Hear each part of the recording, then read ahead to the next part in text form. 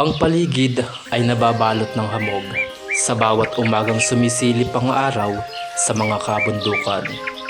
Sa gitna ng kagubatan, may isang munting kubo na tila kinalilimutan ng panahon. Sa loob ng kubong ito, naroon si Jaro. Nagbabayo ng halamang gamot sa isang maliit na lusong.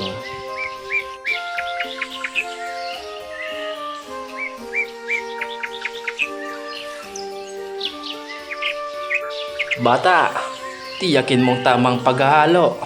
Hindi basta-basta ang sakit na ito. Ito'y dala ng lamig na may kasamang sumpa. Utos ni Tata Simon.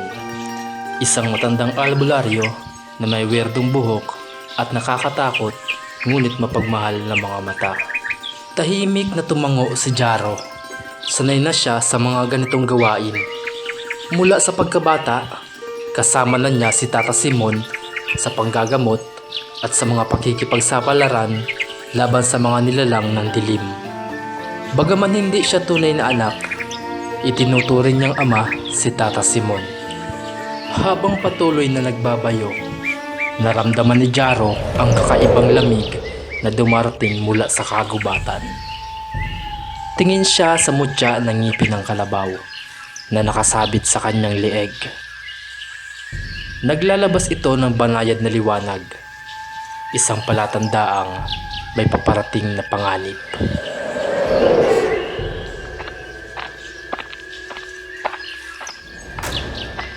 Jaro, may pupuntahan tayong tahanan ngayong gabi. Pinapatawag tayo. Bakit, Itay? Isang engkanto ang nagkaka-interes sa isang dalaga. Kailangan natin pigilan ang kanyang mga plano bago pa mahuli ang lahat.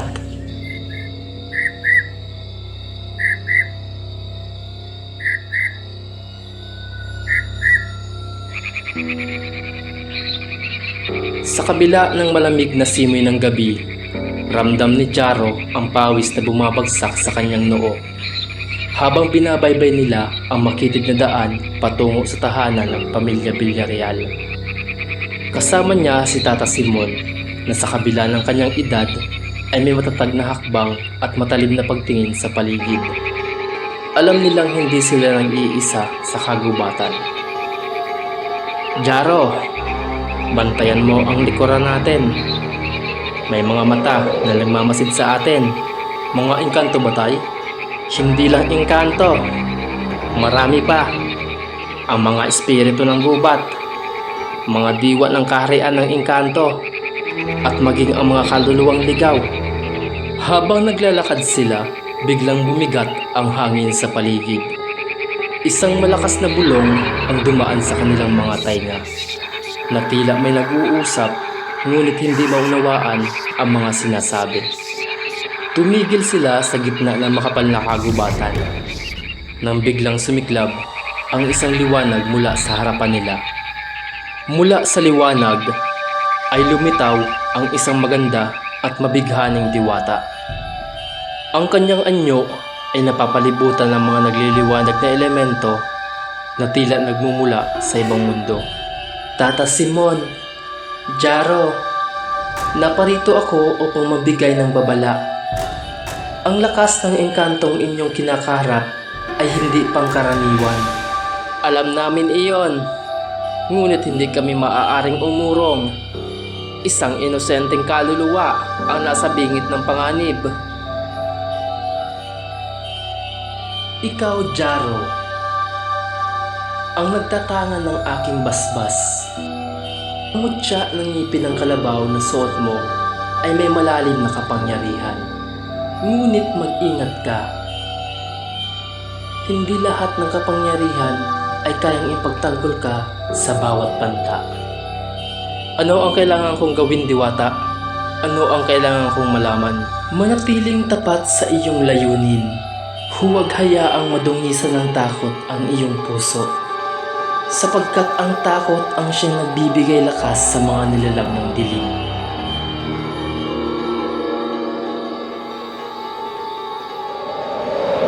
Pagkatapos ng engkwentro sa Diwata, ipinasya ni Jaro at Tata Simon na magpatuloy sa kanilang misyon. Dumating sila sa malawak at marangyang mansyon ng pamilya Villarreal. Nakabukas ang malalaking bakal ng tarangkahan at agad silang sinalubong ng may-ari ng tahanan. Si Don Federico Villarreal, isang matandang lalaki na may magaspang na mukha ngunit halatang kinakabahan. Maraming salamat sa iyong mabilis na pagdating, Tata Simon. Ang aking anak na si Regina, siya ay hindi magising. Tila may ibang presensya sa kanyang paligid na hindi namin maipaliwanag. Sumunod si Jaro at Tata Simon sa loob ng mansyon.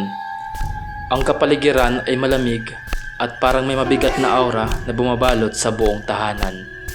Ang mga anino ng mga chandelier sa kesame ay tila may sariling buhay. Gumagalaw na parang may mga sariling layunin.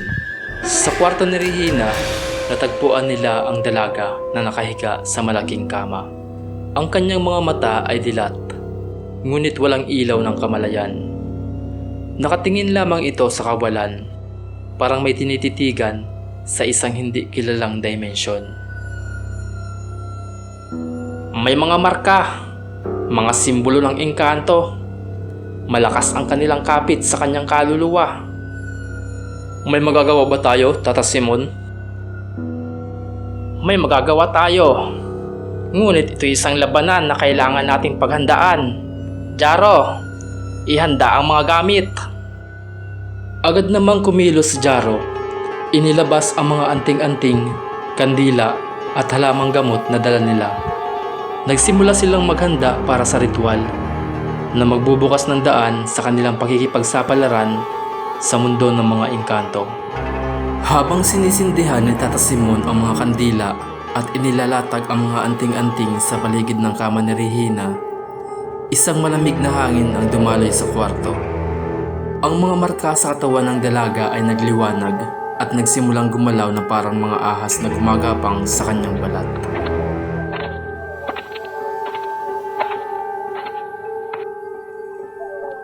Magsisimula na tayo. Huwag kang bibitiw, Jaro. Kapag nagsimula ang ritual, anumang boses ang marinig mo, huwag kang magpapadala. Habang binibigkas ni Tata Simon ang mga sinaunang dasal, naramdaman ni Jaro ang bigat ng presensya ng engkanto. Ang hangin ay bumigat at isang malakas na puwersa ang tila humahata sa kanila patungo sa ibang mundo. Nakita ni Jaro ang paligid na nagsisimulang magbago. Ang mga dingding ay tila natutunaw at nagiging bahagi ng isang madilim na kagubatan. Jaro, hawakan mo ang mutya at manatiling matatag. Sa isang iglap, napatid ang ritual at silang dalawa ay natagpuan sa loob ng isang ibang dimensyon. Isang kagubatang puno ng kakaibang halaman, mga puno na tila may mga buhay at mga aninong gumagalaw sa dilim.